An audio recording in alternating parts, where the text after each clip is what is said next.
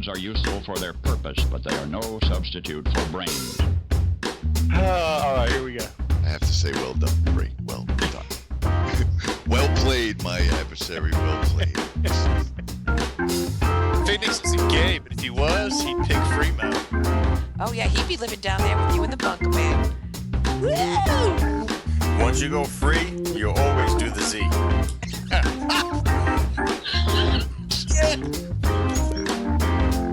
Like one day I'm not going to Duncan and you could get a controller, a new Xbox, possibly even a cord.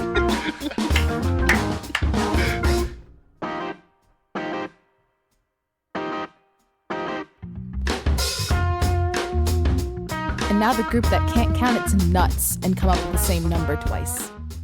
Welcome to BGFG episode 494. I'm your host, Chris Phoenix, and joining me as always, my brother from another mother, Mr. Freemosey. How are you doing this week, sir? I'm doing fantastic. Yourself? I am doing fantastic, except for the light that keeps blinking behind me, and one of these days I will get back there and fix that. As I keep catching it out of the corner of my eye, and it's annoying. But it is what it is. On the Leaning Tower? On the Leaning Tower, which, again, I don't understand why it seems like it's leaning a little bit. I think it might be the lens of the camera. I don't know. Not sure. But we have a well-stocked show this week. So for the next couple of shows, what we're going to do is at the beginning and at the end, we're going to say to all of our listeners, welcome to the new listeners, of course, but at the same time, click on the link in the show notes. You can link right there to leave us a message. You can also use BGFG's email address, which you'll get at the end of the show. We have a 500th episode mile mark coming up soon. Milestone, if you will. And we're looking to read some of the listener feedback that we've gotten over the years or people that have listening.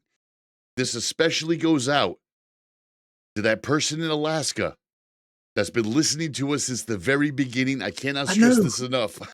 Please hit us up. I would love to put you on the 500th show. Oh my gosh, absolutely. From freaking Alaska.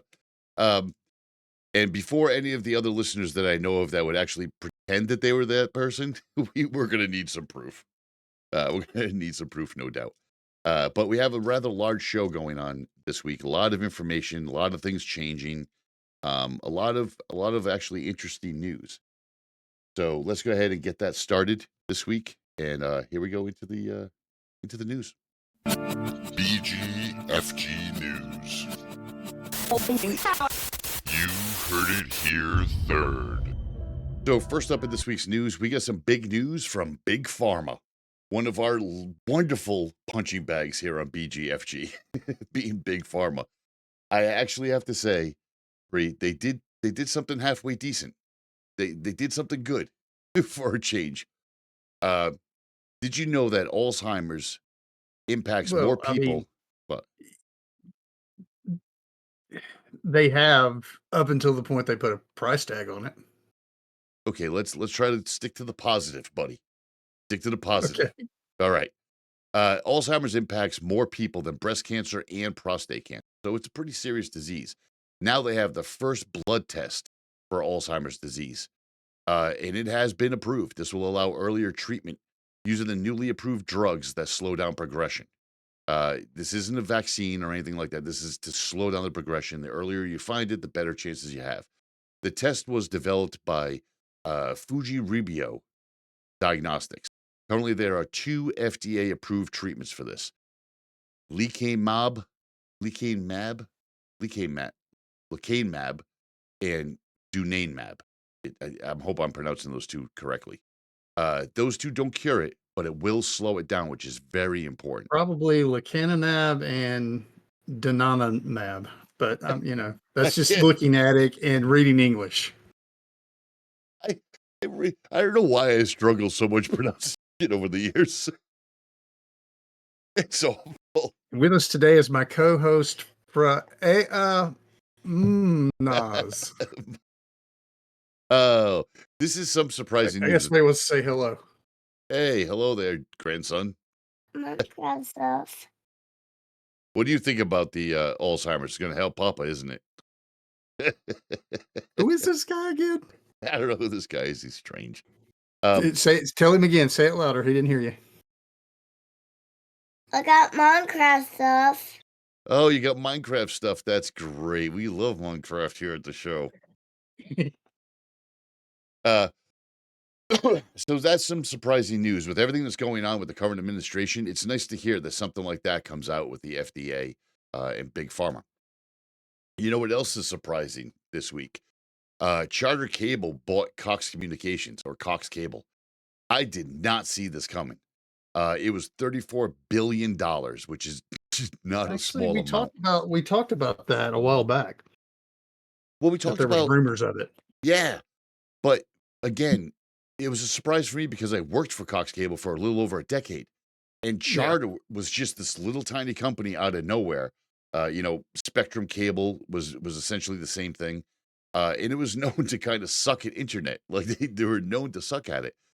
Cox, on the other hand, They've gotten better, man. That's what I'm running on here, Spectrum. that's what I'm saying. They came out of like the blue. They got some good investments and made some good choices, which we talk about all the time in the news. When a company gets money, it's a good idea to get good people involved that are going to create a better atmosphere for your product or your brand. Well, Cox is a family-run company. It started in 1962 and is currently the largest private broadband company in America. I know for a fact that for a long time, um, Cox Cable here in Rhode Island was considered a test bed because the state was so small. They were able to test a lot of different things like the ring and ring technology, changing the way they do some of their nodes, the way they develop the system. And I know also that they've been running fiber, like heavy fiber throughout the main roads and such to Yeah. prepare for an upcoming, upgrade like Fremo has with asymmetrical fiber.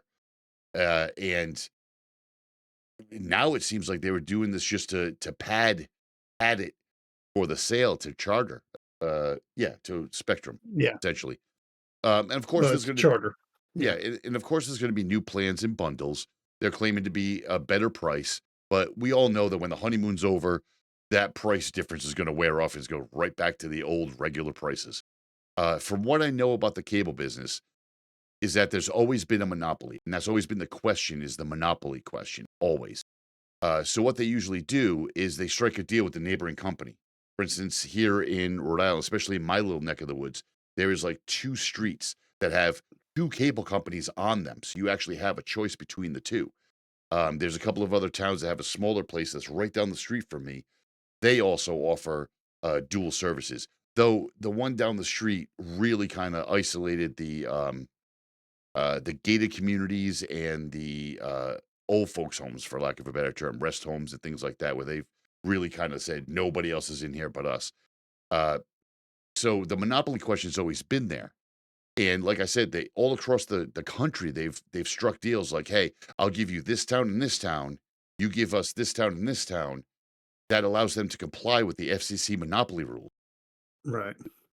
But this new acquisition might make a few of the other competitors a little nervous. I mean, these are 2 very large, very powerful companies, and they might try to block that purchase. In other words, Mediacom. Comcast is going to be pushing for it like Oh, nobody's 100%. business. But you don't have just Comcast. You have Mediacom, Cable One, Frontier, Verizon, Dish Network, Comcast, like you said, AT&T. They're going to get a Who? little AT&T, No, before that. Comcast. No. Before that, Started with a D.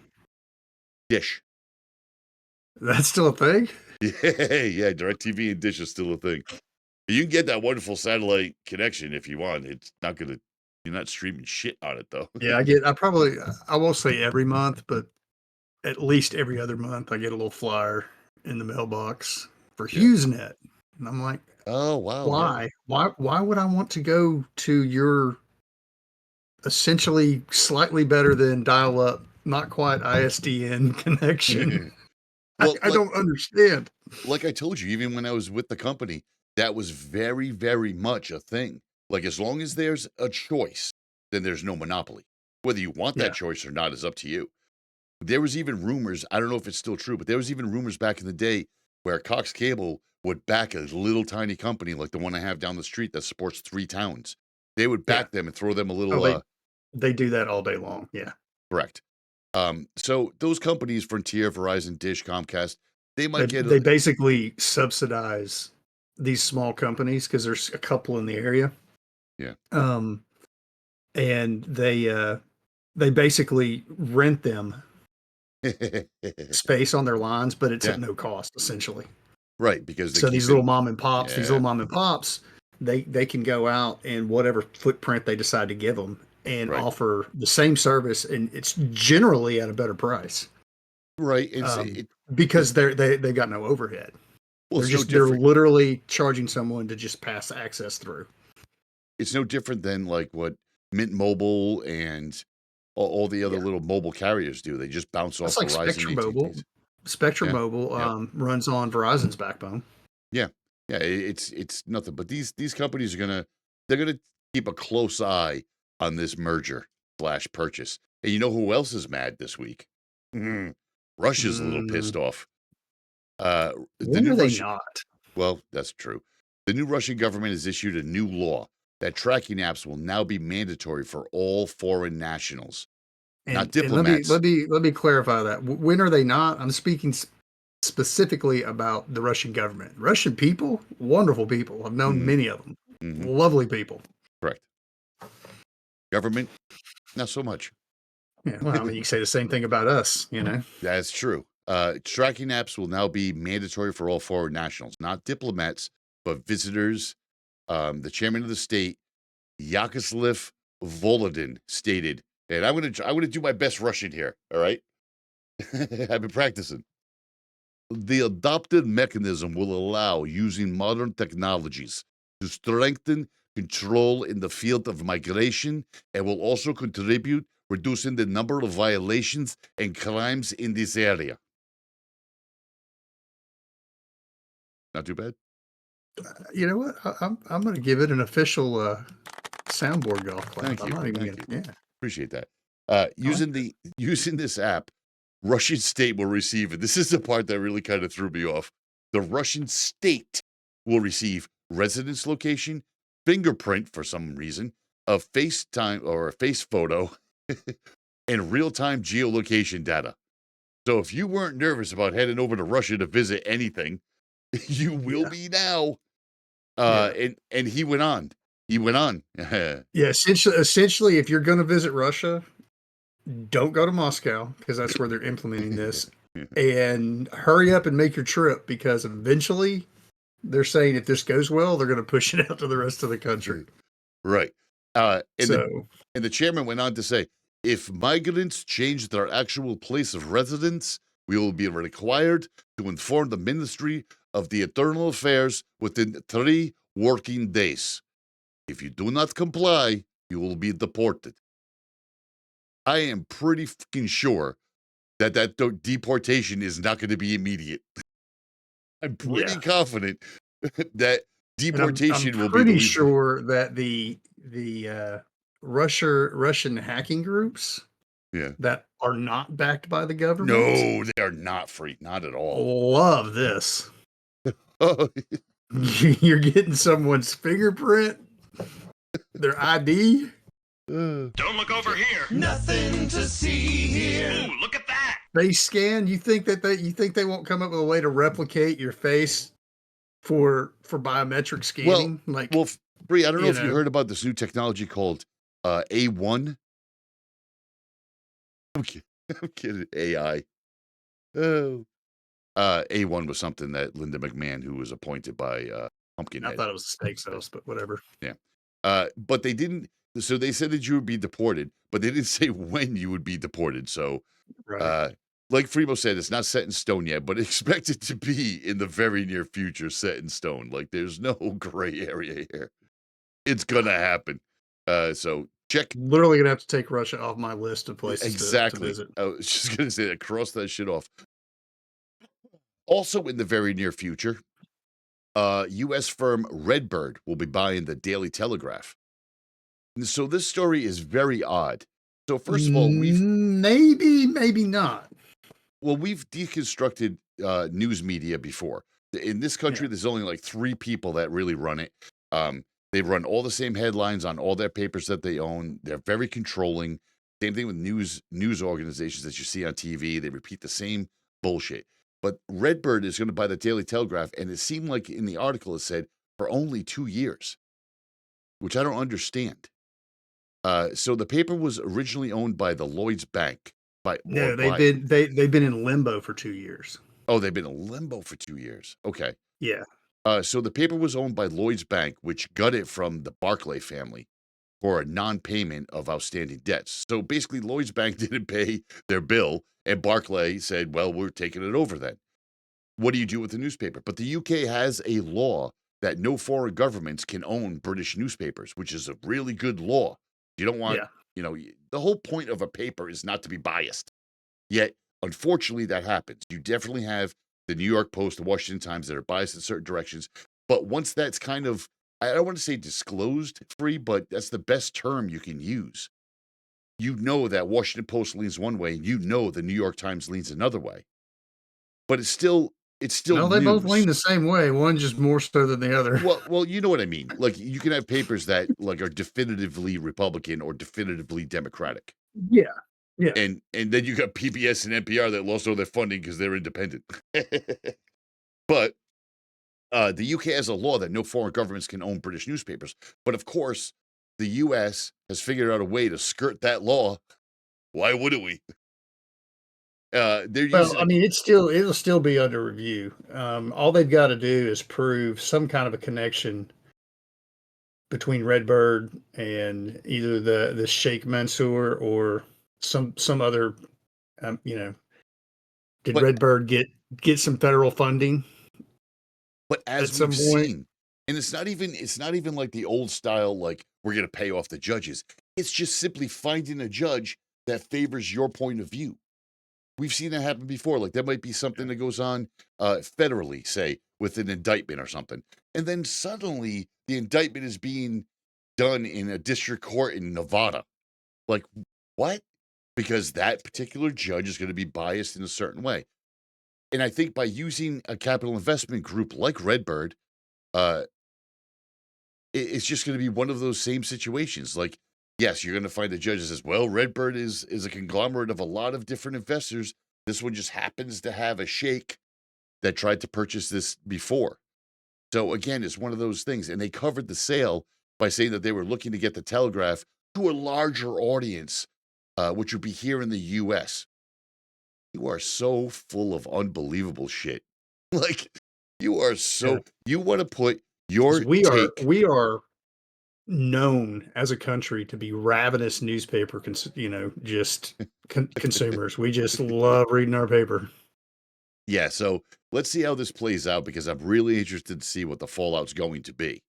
Because it's going to be interesting to see a UK paper that is, because right now we get a lot of our news here on the show from overseas newspapers because we know how biased and controlling the newspapers are here. So a lot of times when you get a look at a Daily Telegraph or you get a look at a Middle Eastern paper that's translated to English, you'll see a totally different outlook on the way politics and news goes from this country.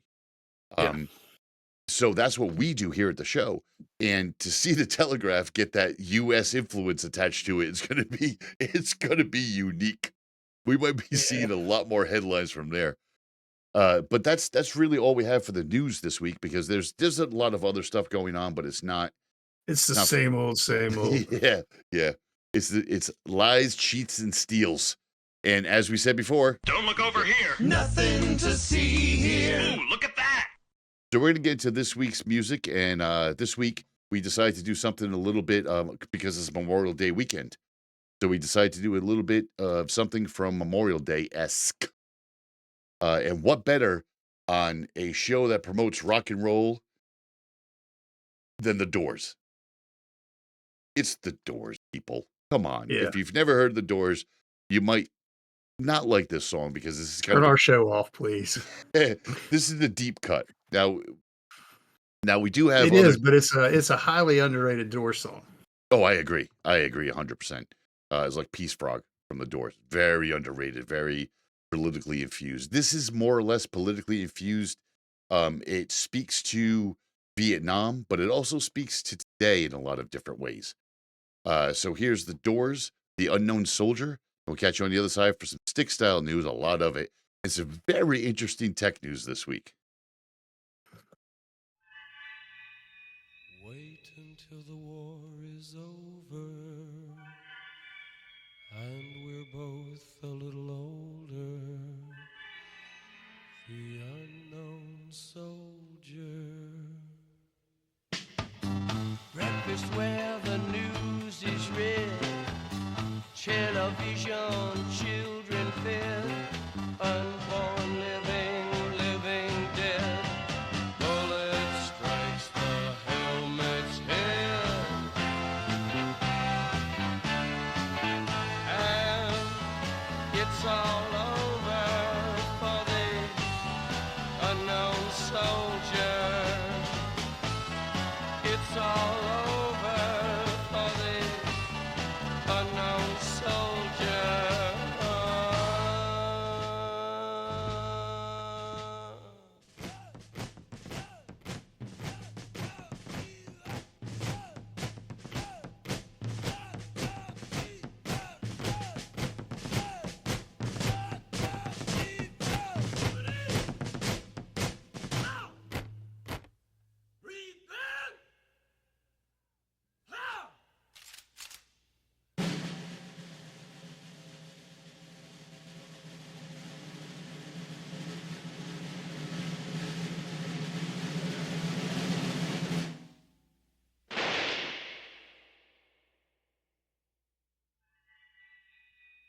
Make a grave for the unknown soldier,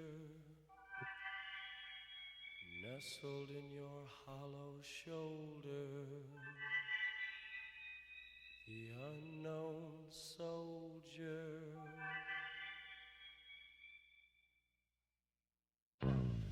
Life is where the news is read. Television, children fed.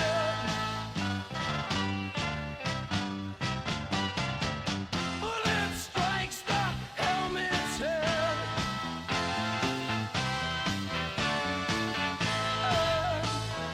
It's all over. The war is over. It's all over. War is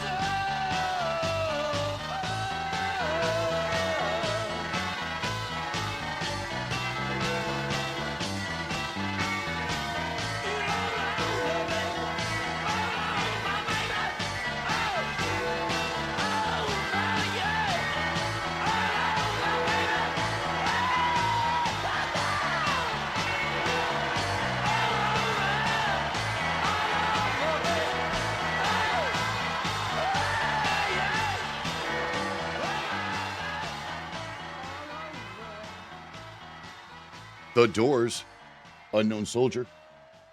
Great track. Good stuff. The Doors have a very strange connection to a lot of different things. They were very politically infused, but at the same time, during that era, there was a lot going on. Jim Morrison, the lead singer, got arrested several times for supposedly exposing himself. There was a lot of drugs involved. If you watch the Doors movie, you'll see a lot of it. But yeah, so the Unknown Soldier and Fremont, I'm waiting for Fremont to come back now. This is one of those times where we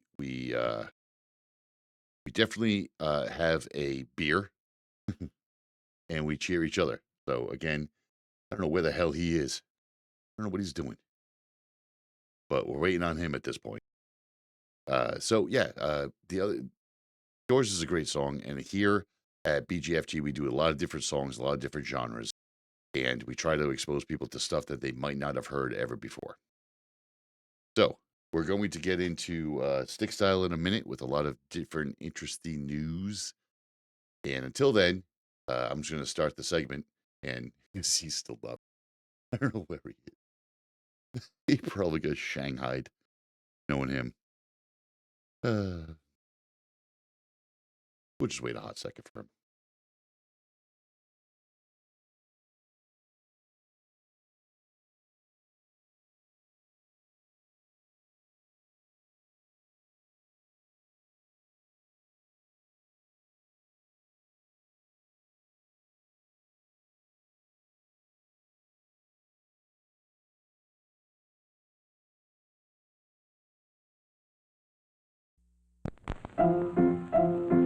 Let's all go to the lobby. Let's all go to the lobby. Let's all go to the lobby to get ourselves a treat. Let's all go to the lobby to get ourselves a treat.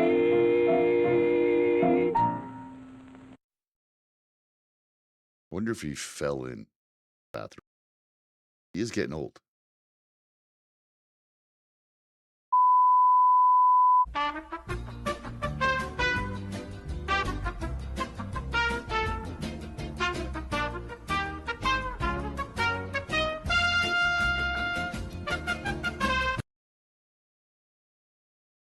Oh, okay. Work call. That's oh, he's on call too. That's gonna suck. All right, I want to get into the next. So first thing we usually do is we have a beer, crack a beer, which I'm doing right now. I have the classic Modelo Especial. Love that. And where we usually cheer each other. This week I'm going to send a special shout out to all the service men and women that have protected us and given their lives for us, for our freedoms, and that should not be taken lightly in any way, shape, or form. It's you can't. You just can't. I can't say enough good things, and in memory of those that have fallen. Here's to you.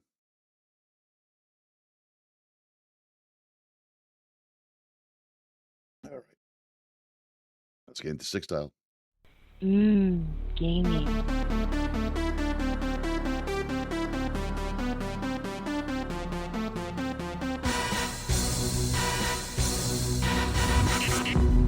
All right, first up in stick style this week. I'm expecting to have some problems gaming tonight, more than usual. Xbox PC Game Bar just got a significant upgrade. Now, I've had fights with the PC Game Bar for ages. It started off as a absolutely phenomenal piece of your Windows PC to record games, clips, and get your friends together with you. And you were even able to stream at the time to I can't remember their streaming service that they had. Uh, Very good streaming service, but they just killed it all of a sudden, like Windows does. They just randomly kill stuff. Since then, the Xbox PC Game Bar has just gone completely downhill. They'll randomly do updates that break the audio here at the studio. And again, I'm not doing anything like really out of the ordinary. There's nothing super complicated, but it will break that shit real quick. And then I have no audio anywhere, and you'll hear clips and stuff in our highlight reel, which I'm doing another stick style highlight reel. Should be out in the next couple of days. And it's very complicated. They make it complicated. It's not actually complicated. When you change a setting, it should automatically change. In Windows, it does not. It's almost like they don't care. But the settings widget has gotten freshened up a bit, which means they reset all your settings yet again. And if you haven't heard it on the show, I'm actually hearing stuff in Windows turning on and off right now, which is so typical, especially since I'm talking about it. It's going to provide better adjustments for audio levels. So they reset my shit again. As this reporter says in the article linked in the show notes, some of the other settings make this very compatible for a future Xbox handheld, which also coincides with the retro classics that they dropped on Game Pass. So you're going to be able to play a lot of retro classics like Pitfall and a lot of Activision titles. So that's fun as well. Some of them will be co-op, some of them will not be. But the retro classics are there, live and available if you have Xbox Game Pass, which Fremo and I still say is one of the best deals for gaming on the planet right now. You can't beat it. There's hundreds and hundreds of games to play. Microsoft is planning a games showcase for June 8th. So maybe we're going to hear a little bit more about that handheld, because I'm looking forward to one. Having an Xbox exclusive handheld, I think is where we're going. We've talked about it on the show before with cloud gaming being very, very good right now. We think here at the show that consoles are going to go away soon. You're going to have handhelds, you're going to have cloud gaming on your PC or laptop, or PC. And speaking of Microsoft and gaming, because we can't not speak about that, how far Bungie has fallen. Bungie was at one time just one of the greatest companies that we loved here on the show. Bungie created Halo. It was the perennial. They did a great job with Halo. It was just really good. But former employees claim that the corporate culture is extremely toxic, which tracks. So what they do is they split off Bungie, sold it to Sony, but didn't get Halo. Halo stayed with Microsoft, and it became under the 343 Studios. And they've done okay. It's not great, but it's not bad either. I just had this discussion at work recently with some coworkers about the history of Bungie and the history of 343 and the history of Halo. And for Gen Xers, nothing's going to touch the impact I feel, and a lot of people that are connected with the show and Stick Style, that the impact that Halo had on the gaming community. You went from having these games to this really robust computer in a little tiny box Xbox that when Master Chief landed on the Halo Ring planet, when he came out and the screen opened up to, instead of being this like dungeon shooter, and if you haven't played the first game, I would strongly suggest you give it a whirl.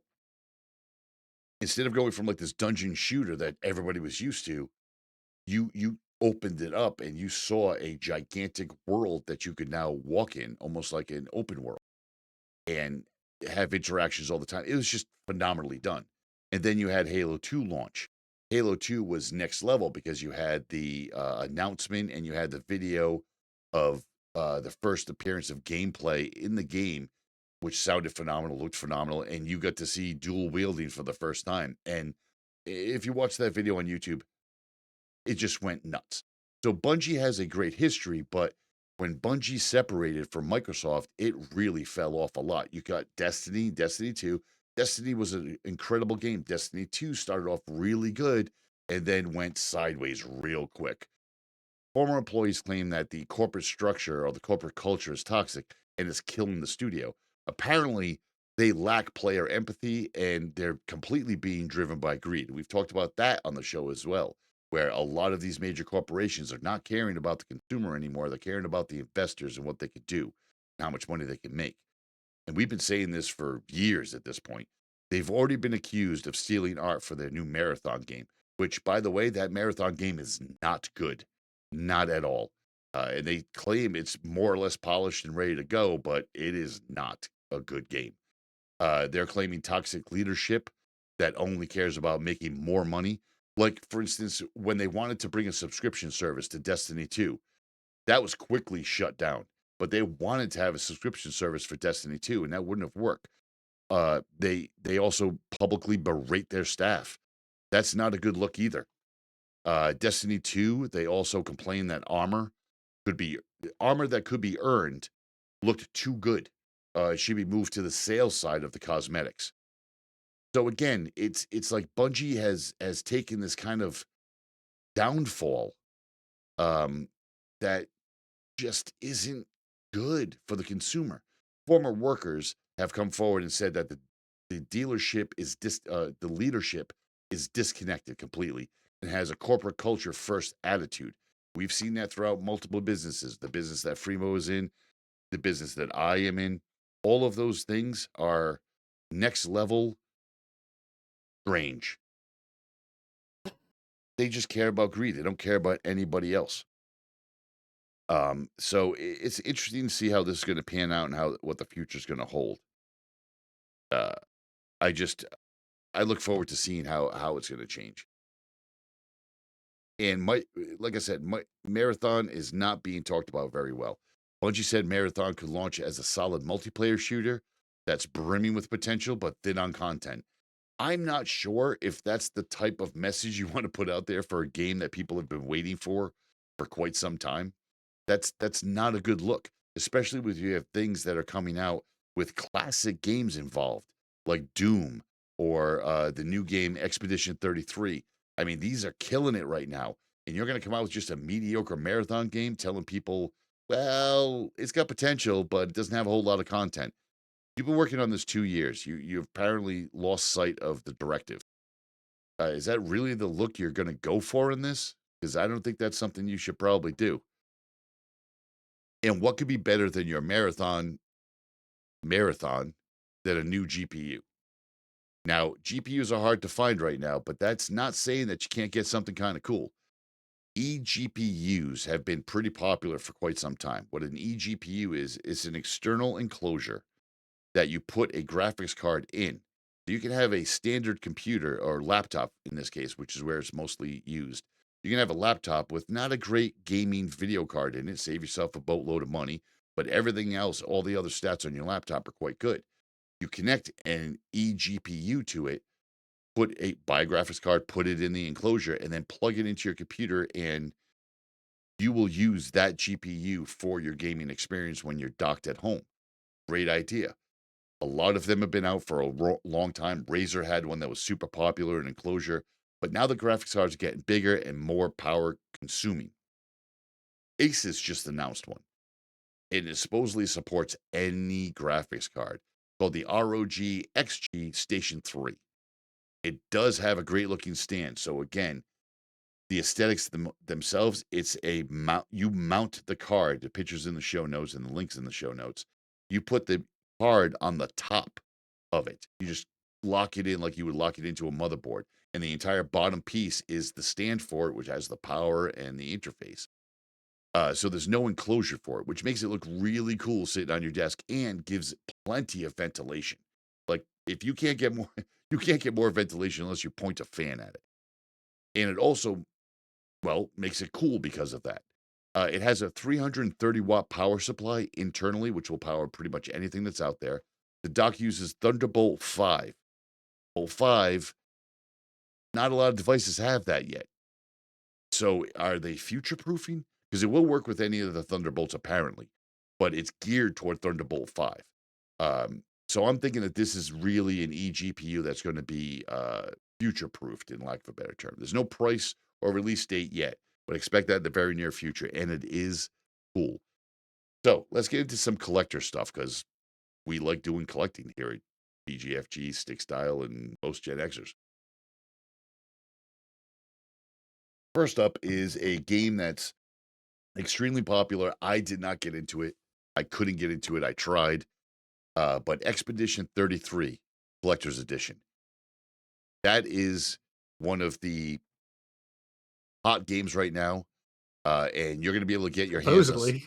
Right. And you're going to get your hands on some Collector's Edition. No, wait. The Collector's Edition sold out. This is called the Monolith Edition. You're going to get a steelbook case. You're going to get the Monolith music box, which is kind of a cool little statue action. You're going to get the Expedition Journal art book. Pre-orders are now open, and it's going to cost you $120. But with the Lumen tariffs, they're saying that might be a little bit more. And of course, what would a collection corner be without Collector's Edition remote controllers that I have huge obsession with? The first one up for the Collector's Edition controllers is the Death Stranding 2 PS5 controller. The On the Beach limited edition. It's black with copper highlights. It's not too bad looking, pretty good looking. They made it very simple.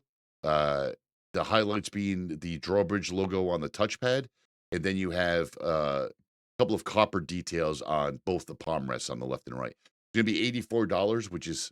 What's up? Did you play Death Stranding? I think I played a little bit of it for a review, and it was another one of those games that I knew it would occupy way too much time. And I just was like, okay, great game. It was like, so it's similar yet different from my experience with Expedition 33. The running joke at work, because one of the guys at work recommended it and loves the game, and I have no fault in that. It is a good game. It is not for me. When I spent 30 minutes in the introductory part talking about giving a rose to somebody, then I turn around and I have, walking through the town, all the people I'm talking to, because we're completionists, especially Gen Xers, we're like, what do we miss? And then that took me another 45 minutes or so. Once I got down to the water where I'm supposed to go, apparently I was just like, you know what, this is freaking awful. I'm not playing this anymore. And then I went to work and I told the guy that, right, he's like, oh no, that would have changed right at that moment. You would have done something, you would have got into the meat of the game. I'm like, well, what happened to all the people I talked to? He's like, oh yeah, they all died. I'm like, okay, so I wasted literally an hour and a half starting this game. And Right. it was just talking, like it wasn't, I didn't like it. But you're going to be able to get the Death Stranding remote for $84. It's very limited, so get it while it's hot. Pre-orders are going to be on June 26th, and it's only available at the PlayStation Store. So I didn't get an exact count, but they did say it's a very limited amount they're going to release for it. So that's kind of cool. Next one, we have the Witcher 3 controller. Real quick. I'm trying to get caught up. Sorry about that. How bad did you dog Bungie? Pretty bad. Sufficiently? Okay. Yes, Then sufficiently. we'll leave that one alone. And then the eGPU. The eGPU looks very cool. I love the title you gave it in the notes. Because why not? Right. Which, if you got $2,000 to drop, why not? Yeah, and that's just for the card. That's not even for the GPU. We don't even know what that's going to cost yet. So the next controller we're going to talk about is the Witcher 3 controller. And I got to say, before we get into the meat of this one, I am tired of hearing about the Witcher 3. I'm just tired because Witcher is a good game, but you guys keep announcing things that either are not important. You're trying to drive sales again, even though Henry Cavill is gone from the franchise. Yeah. Which was, again, another big driving point. But now you're going to have the Witcher 3 controller, and get a load of this. It's going to be black and gray with a few red accents. In the center, you're going to see Geralt's wolf medallion. That's kind of cool. And there's game script all over around it. The triggers are gold and silver, representing his swords. The standard controller, $80. But then the Elite version, which is usually slightly different that they do with all games, is the exact same controller, except double the price. Like, you're not give us another something on the controller, make it look slightly different. They've done that with Gears of War. They've done that with pretty much any I'm limited. trying to see what the difference might be, just eyeballing it. And there's nothing. There's no difference. It is the same, which sucks. Except it's an Elite Series controller. Correct, and it's double the price. But you guys are going to come correct a little bit with that. And finally, in collectibles, which is something that interests us also. But one last thing back on Bungie. I know you watched some Viva La Dirt League, right? Yeah. You've seen the one where the dude with glasses is like the lead developer? Uh-huh. And the manager from Tech Town, the Rowan guy, is like the PR guy for this game that they're developing. Yeah. You seen any of those? No. Oh, well, you gotta go look that up. It's so what they're talking about. Like, they're sitting in a sales meeting, and the head guy's like, "So where are we at on pre-sales?" And they're like, "We haven't even started developing the game yet." And the PR guy's like, "It doesn't matter, pre-sales. That's where it's at. We can start charging microtransactions in the pre-sale and da da da." And this, it's just hilarious. Yeah, it's all about the greed, the money. Yeah, it's the way everything's going now. And finally, in the collectible news, we have a ROG Astral Doom Edition. Kind of a cool set. You're going to get a black foil Slayer sigil t-shirt, probably in size small and medium. You're going to get a game code with premium content. You're going to get an oversized mouse pad, a yellow keycard replica, which is actually kind of cool. Yeah. And more importantly, you're going to get a 5080 Doom Edition RTX card. That is very cool. Unfortunately, this entire set is $2,000. But you can finance it for just $180 a month. That's good. Sign up for the credit card tomorrow. It'll benefit. And I'm going to go ahead and put it out there. If you're going to get this, you might as well go ahead and get the eGPU because that's a good looking card. You're going to want to see it. Correct. I agree with you 100%. And that eGPU looks really cool. Like, I look forward to people giving us feedback from it if they look in the show notes. It's a good looking eGPU. And if you could buy, like I was saying during that segment, Free, if you can get a good RAM and CPU, good company laptop, and you're going to go a little bit short on the graphics card because you don't need all that power because you're going to get this. It's not a bad investment. Not a bad investment at all. So let's get into tech news. I mean, you could get you a stripped down framework and plug that into it. Exactly. Save yourself a bunch of money. Let's get in for what it's worth.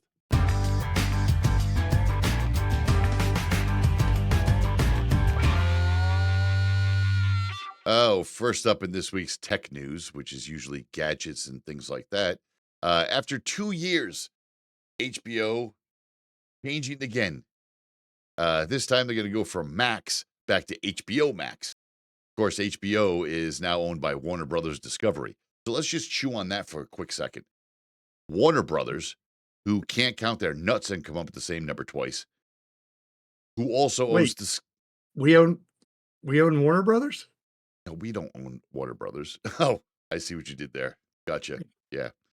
You're not wrong. But Warner Brothers, they simply don't know how to run their business. They have enough money, though, that they bought Discovery. Now, Discovery owns a shit ton of channels, from Home and Garden to TLC to all the Discovery stuff, History Channel, any derivative of any of those channels they own. And in turn, Warner Brothers owns them. And Warner said that returning to the HBO brand into HBO Max will further drive the service forward. No, it won't. You actually have to have decent content, a decent interface, not be obsessed and controlling with everything. I just think that even with all the Warner Brothers money, they just have no idea how to run that company at all. I also want to note that Warner Brothers has improved. Well, they probably have some leftover C-suite people from back in the AOL days. That wouldn't surprise me, because that wouldn't surprise me. Yeah, I mean, you remember AOL Time Warner was a thing at one point. Yeah. Yep. I also want to note that Warner Brothers has improved by almost $3 billion in 2 years and added 22 million subscribers. But what's the current number? Those were obviously, most of those were from House of Dragons, Game of Thrones, and Last of Us.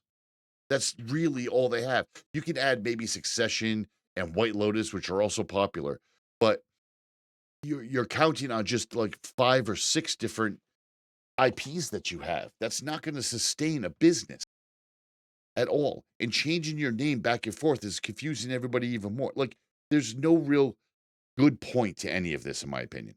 There's just not. Warner Brothers obviously cannot run this company successfully. I mean, either that or this is literally like a financial sheet accounting like move. Sure.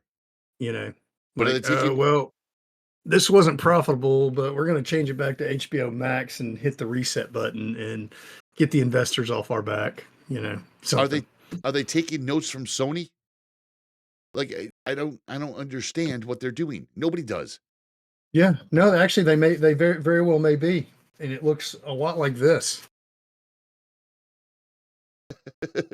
Like, just empty. What's your game plan, Sony? Nothing. Yeah, I got nothing. In other news, tech news, there is an American-made electric truck coming out. And I thought this was kind of cool. This is why I brought it up. No. I know you're shaking your head, and I agree with you. I'm all about combustion engines. But electric has its purpose. It does free. Dude, I would straight up get one of these if it wasn't electric. I don't disagree with you with that either. I mean, it looks like someone took an old beat up Ford Ranger. S10, yeah. A little S10, something like that, and made it look really cool. But it's EV. Yes. So here's my take on it. It is called the Slate. There's no paint. There's no stereo. It seats 2. It's got a back bed that can hold like a sheet of plywood. That's the size of it. It only does, though, 150 miles on a charge. So this is very much for that homebody, work from home person that just makes quick runs to the grocery store. Definitely geared toward local around town traffic, and they want to be extremely. I don't even mind that it's electric so much if the person that buys it has solar and they're charging their vehicle off of it. Okay. We've got so many people out this way that have got electric vehicles. Yeah. And you cannot convince me that all the power drops that we have for no reason aren't related to it, because it always happens when it's like in the evening after everybody's gotten home and they're plugging their cars up and boop, power drops. Now comes back on. I would concur because here in the Northeast, we have a lot of very old homes. And a lot of times you want to buy those individual chargers. Like I have a perfect spot in my driveway when you pull all the way forward. It is next to the basement window where the dryer is. So I have a 220 right there. But at the same time, this is a very old house. I wouldn't say very old, but it's an old house. So how strong is your electrical at that point? Like when we turn on certain things in the house, the lights still here's flicker another or dim. thing. If that house is old enough, it could have aluminum wiring in it. Yeah. Yeah. And I'm You sure this really want to be hooking your EV charge up to that? I mean, no. So this is definitely a local around the town vehicle. They want it to be extremely basic, extremely customizable, and extremely affordable. And I think they're checking all those boxes. They're going to be offering DIY wraps for the vehicle, which are kind of cool. I mean, I like the way it looks, to be honest with you. I think it's like a total strip down, just the interior's got nothing to it. I like the way it looks. I really do. This in the interior, the picture that we have here on the show, the picture of the interior is very much what we've talked about before when we talked about CarPlay Ultra. I don't need all the bells and whistles in your infotainment system in the car anymore. I don't. I personally am using CarPlay. Fremo's using Android Auto. I don't need all that other crap. I don't need your satellite system in there, your GPS system. I don't need any of that. I have my phone to do that. And this company has literally put a holder for your device right there. And it's DIY. So obviously you can put speakers in it. You can get connected like that via Bluetooth or something like that. So again, and they also offer, and I found this out later on after doing the show notes, that they actually offer a kit that you can buy when you purchase it. The kit will actually allow you to put a almost like a cover on the back bed to make it and a second row of seats to make it more like a SUV. Yeah, well, I would say more of like the older style Broncos, smaller Bronco an 2s. old Bronco 2. Yeah, definitely that size. And Little S10 Blazer. Yeah. this fucking truck is under 20 grand. If 100, like for instance, if I worked at the bank that I used to work at again, at their office, not an individual bank, but their office, they have charging spots right there. They have a whole rack of charging spots. This is perfect for that DIY young adult that's just getting on their own. You bought a brand new vehicle for around, let's just say around 20 grand for lack of argument. You're going to take it to work short distance. You're going to plug it in and get a full charge. You're going to be able to take it home, plug it in at home, full charge. Like if you're not going a lot of spaces, and I've said it numerous times, when I visit Fremo and we're going to Duncan, it's like a half an hour drive. And I'm like, what the blue hell is this? No, it's not. It is. And you say, if you catch every single light and have to sit through every light getting to Duncan, you're talking 28 minutes. Max 27 minutes. Yet here, in my little quaint 3x3 mile town, I have like 4 Dunkin' Donuts right nearby. 4 dunks. 4 dunks. And I have all the stores and the little things I need to do. The main road, the main Route 6 has got all the bigger box stores that you want. That's 15 minutes away. Can easily do that at 150 miles. So this is very geared toward that small town, small people thing. This is not something you're going to see in, southern Texas or Arizona or Nevada. You're not going to see that where you're traveling, 2 hours to go to the grocery store. Out in Montana, where by the time you get to your mailbox, you're not going to make it home. It's the next day. You're waiting for the next day's mail. You got to put a charging station at your mailbox so you can get back to the ranch. But 20 grand, I think that's perfect. That is a perfect price point for this. I mean, I've been kicking around the idea of putting a bunch of solar up in like a Generac battery backup system and whatnot. And if I do that, I could see myself getting one of these as my daily driver, because I literally, 30 minutes to work, 30 minutes back. I don't really do a lot of traveling anymore. All right. So I could make it there and back, charge it overnight, be good to go. Then we could sell our daily driver and buy a 70s muscle car and have fun on the weekends. Ooh, saw a 67 GTO the other day. Ooh. I'm just waiting for a for sale sign to go in it. Ooh. Oh yeah, I'd be all about that. I just had this conversation with some of my car friend coworkers that the wife and I are actually looking to buy something in the 70s that basically doesn't even have to be a muscle car. Just the fact that on a Saturday afternoon or a Sunday afternoon, I can put it up on ramps in the driveway. I can change the oil. I can tune it up. Dude, get a mid-70s LTD. Freaking No. land yacht, dude. Oh no way. You can literally but even with the back seat back, you can set a TV tray up. I don't in the floorboard. I at one point owned a Mark 8. There you go. You know what I'm talking about. That's a 6-foot hood. 6 feet. Just the hood. You haven't even gone to the rest of the car yet. It's a 6-foot hood. Yeah, and the trunk's almost 6 feet. Yeah, and you're going. You can literally hide a whole like basketball team in the trunk of one of these cars. The trunk like the 5 primaries, and I mean it's ridiculous. In case you missed the news for your ears this week, I was shocked. Samsung has now purchased everything freaking audio, and I mean I know you rock a Motorola. And you're a slight fan of the Google Pixel, but I don't know how much love you have for Samsung. I don't have any love for Samsung devices at all. Well, yeah, but I know why. Because you have to fix them.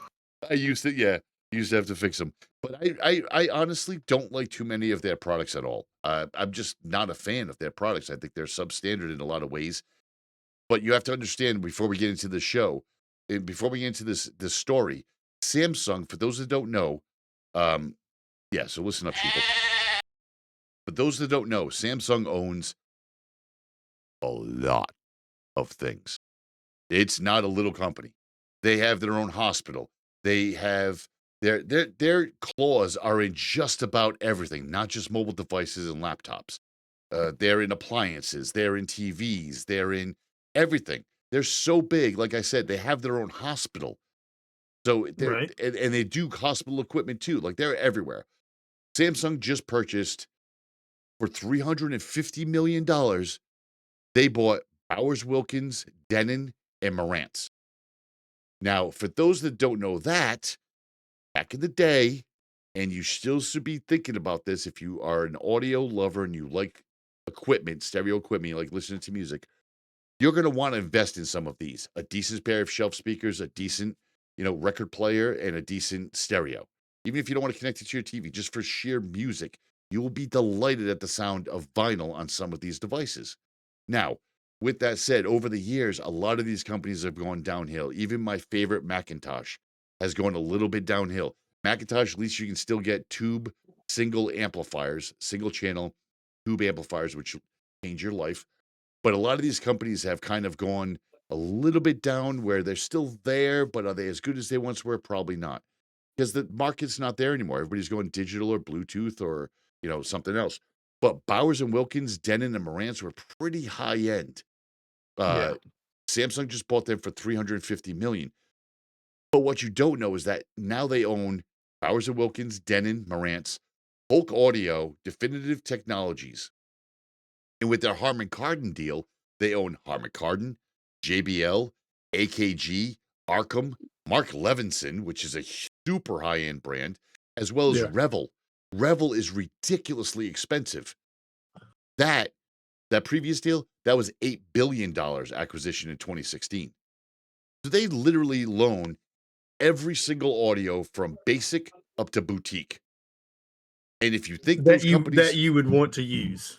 Right. And I mean, not that there aren't competitors to some of these brands out there. Very few left. But, I mean, you really have to get into the super high end before they've got competition. Yeah. And at that point, it's, you're not dealing with that large of a customer base. So no, you're talking legacy speakers, Nakamichi, if they're even still in business, Macintosh. I mean, those are where you're at that point. And you're paying top dollar for those brands because they need to stay in business. And it's a very niche section of people that are going to be listening to audio. But it just breaks my heart. This right here has the potential to just crush Bose. Bose is garbage. Bose is such garbage. there's two things. Oh, they've been on the decline. They've been on the decline for a while, but Oh, this right here could end them.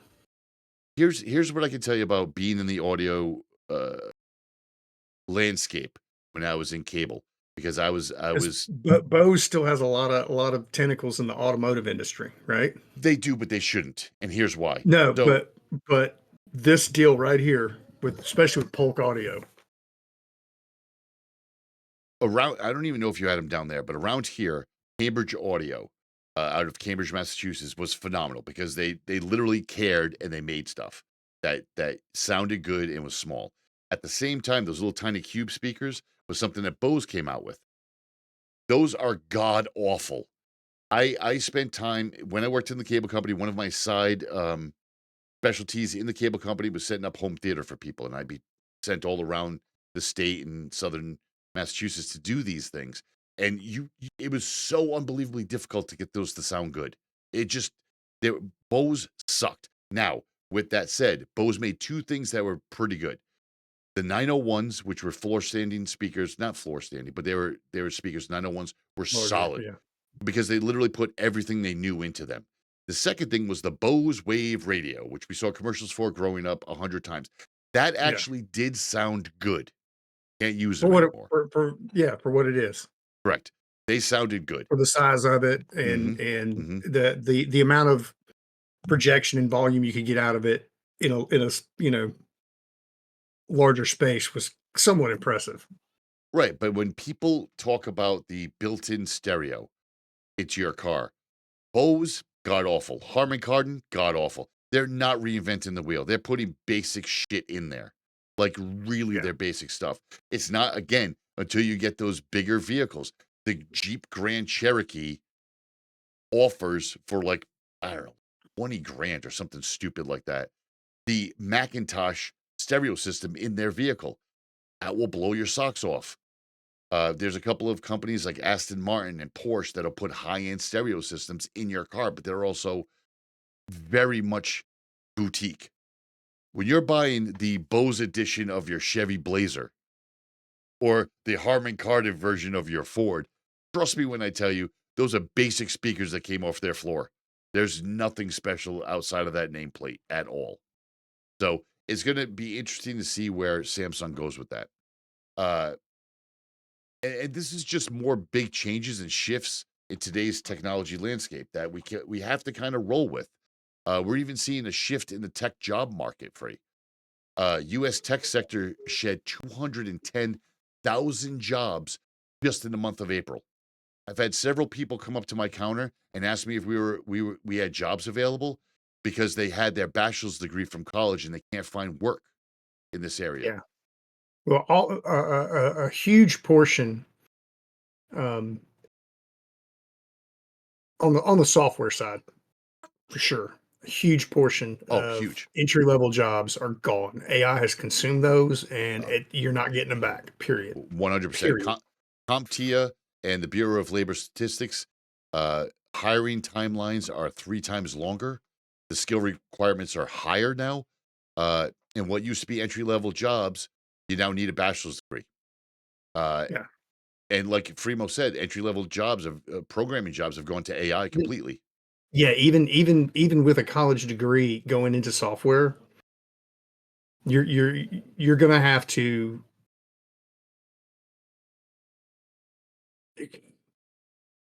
double your toolkit to land a job in software these days. Period. With AI out there doing what it's doing, you literally are gonna have to double your toolkit. And whatever you think you know, double it now, if not triple it, because those jobs aren't going to come back.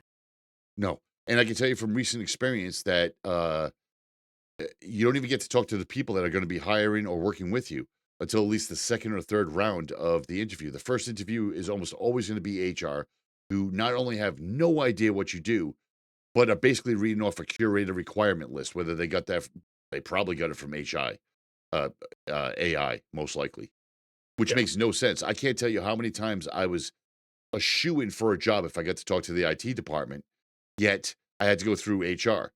I remember specifically a simple, basic IT job, which I'm like, all right, I'm probably going to get undercut here. I'm not going to make the money I should, et cetera, et cetera.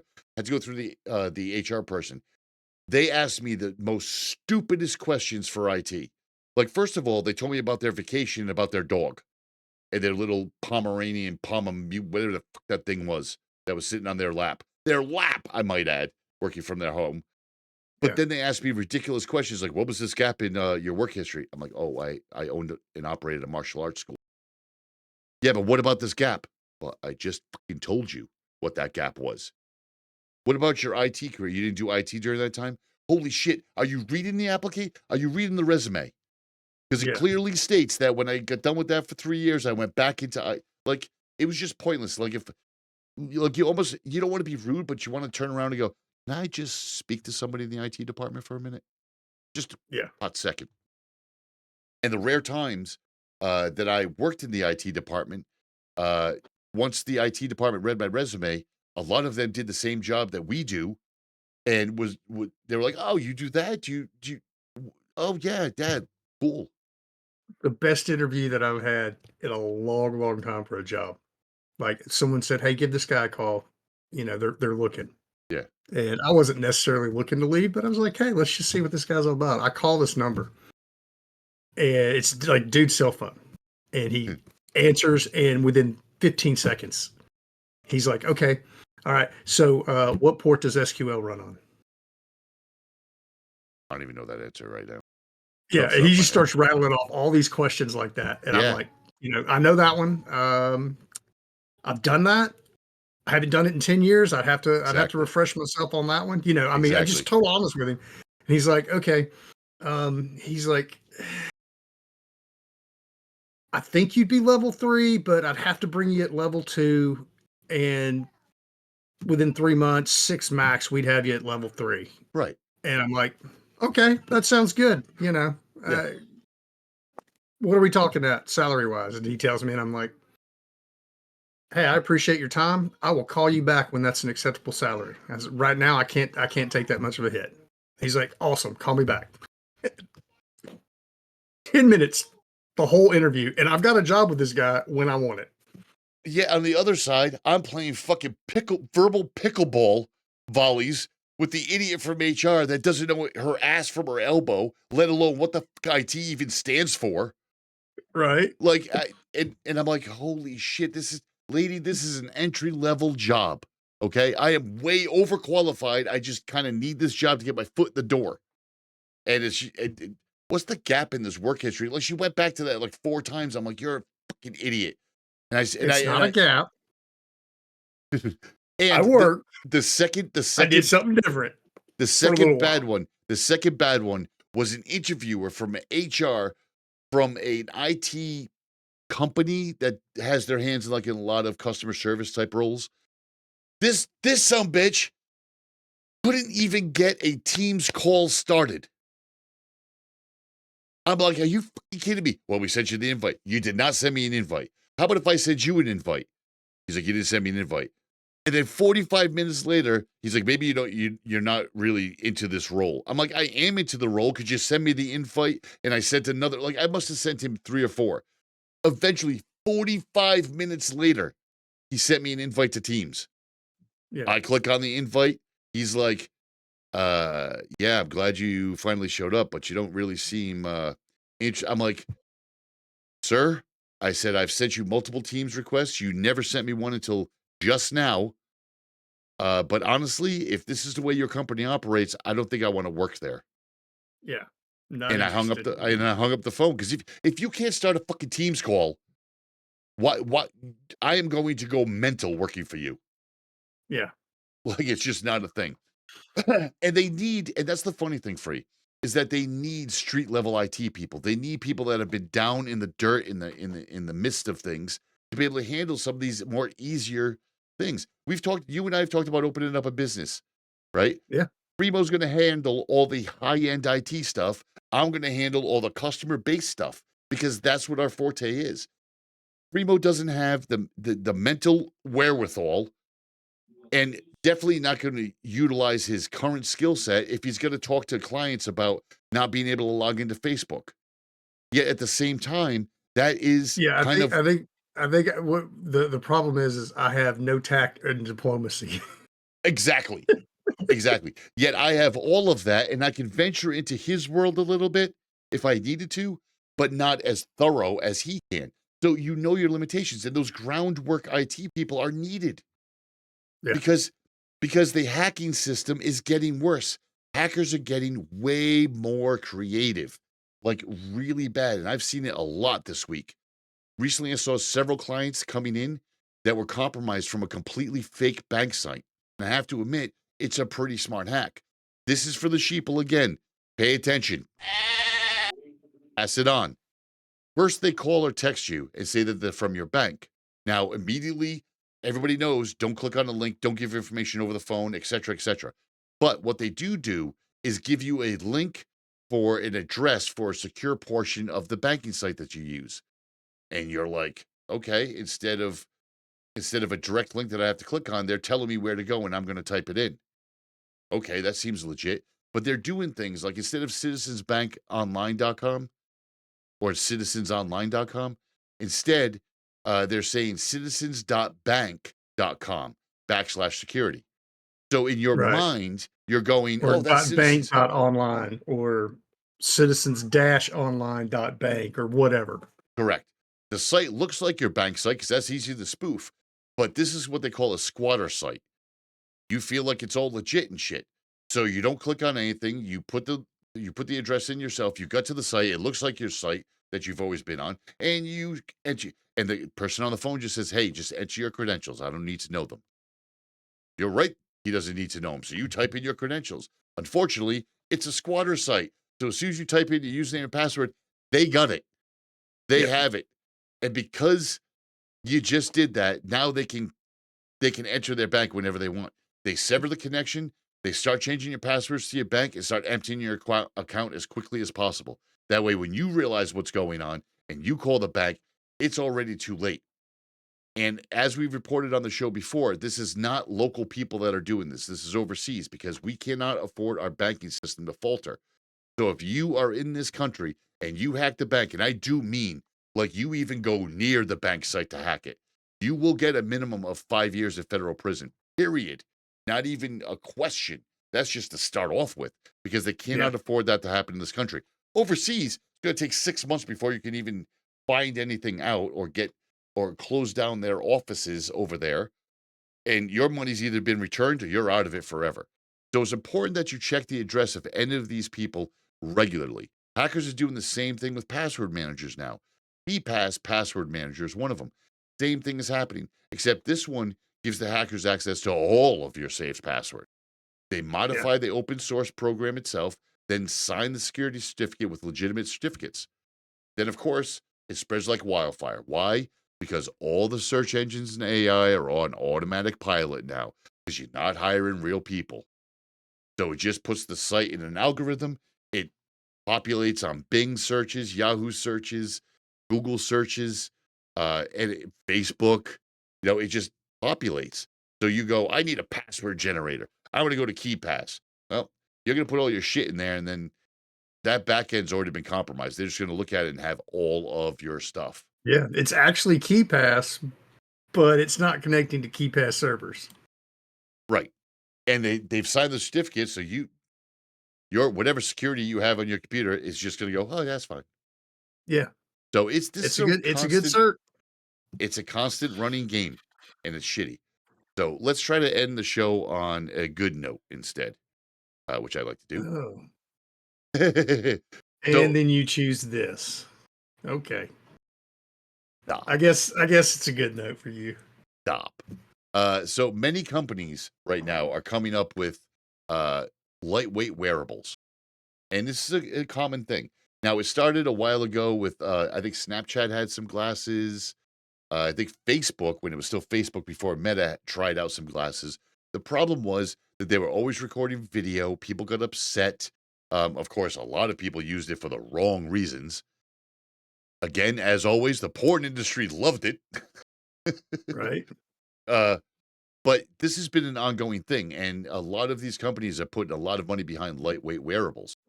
You have Meta, formerly Facebook. Meta's Ray-Bans use Llama 3, Google XR glasses are using Gemini through Warby Parker. That's very cool, Warby Parker.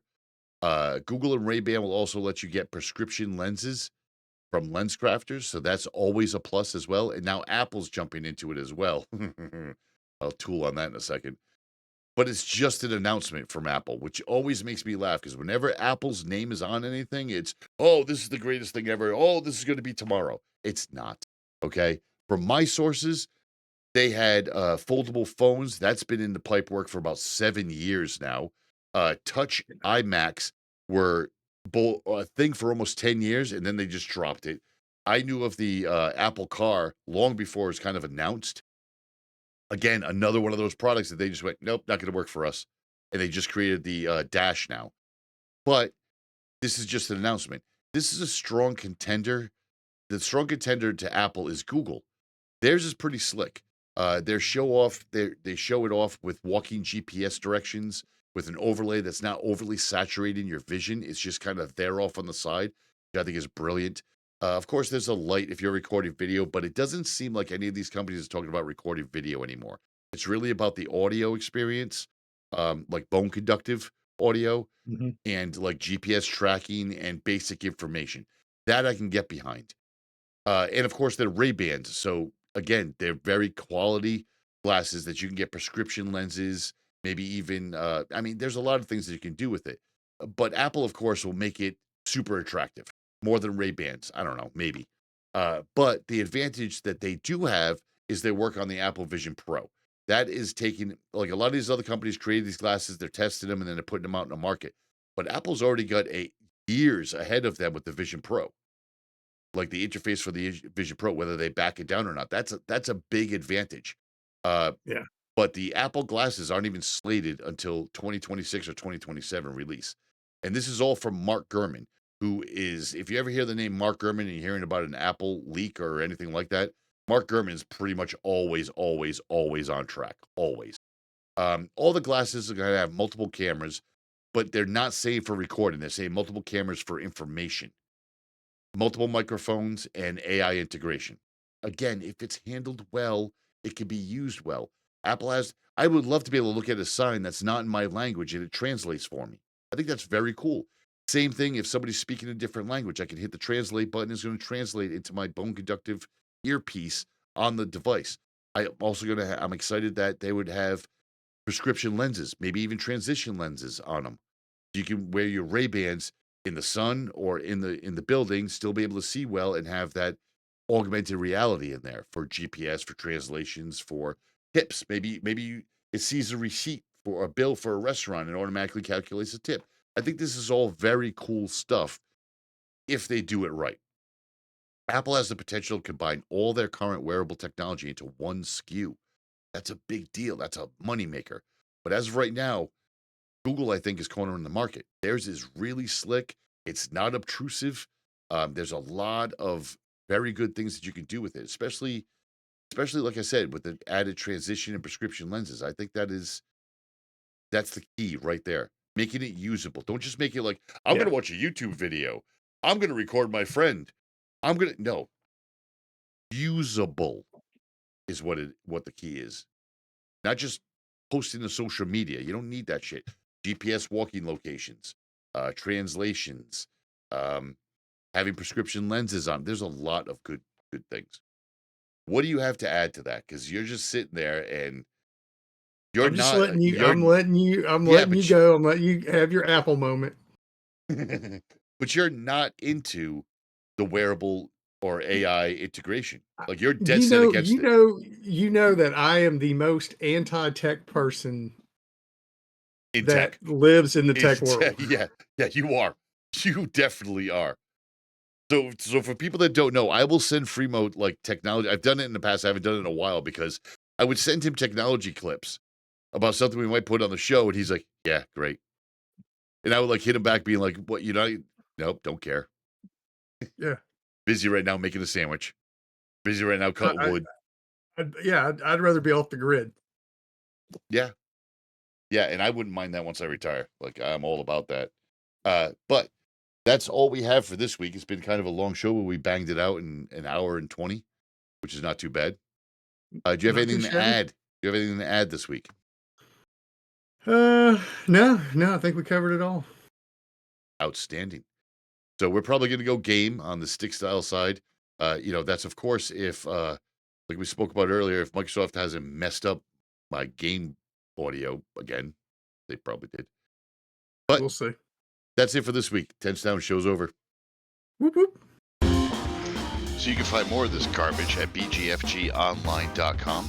You can also send us an email with your questions or suggestions at bgfgshow@gmail.com. Find our podcast on Apple Podcasts, Spotify, Google Podcasts, Stitcher, Overcast, Podcast, Castro, Castbox, Podchaser, and YouTube.